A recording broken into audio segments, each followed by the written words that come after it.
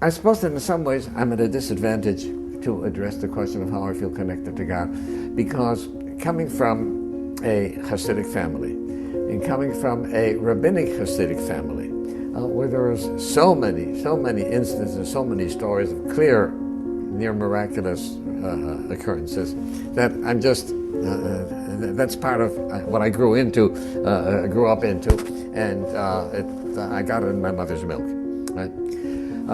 So that happened with my connection with God. But here and there, I have picked up indications of people who have connections with God that I envied, and that I realized that there are people who've related to God in a different way than I do. I'm at the Kotel, right? And I'm praying, I'm saying the Psalms with as much feeling as I could muster. And I see that they're bringing somebody down to the wall, a blind man. He's a Sephardi with these thin little features and the little peyot. And they bring him down to the wall, and of course he can't see the wall. So he feels the wall, and he's feeling history on his fingertips, kisses the wall. And then he starts off talking to God. I couldn't make out everything he's saying, because he's talking a million miles an hour, and he's talking to God, and abruptly he stops and he says, "Oh, I told you that yesterday." Right? And I said, "Hey, he's praying much more than I am." Right? He knows that he talked to God yesterday and that God heard him. There's no sense in repeating it. Right? I realized that was a kind of prayer. Right?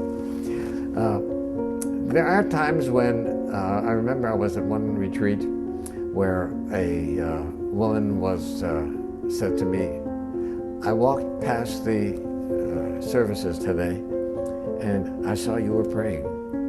And I stood there and I felt so bad, because I don't know anything about prayer. And I wanted to do something. I wanted to pray, but I didn't know how.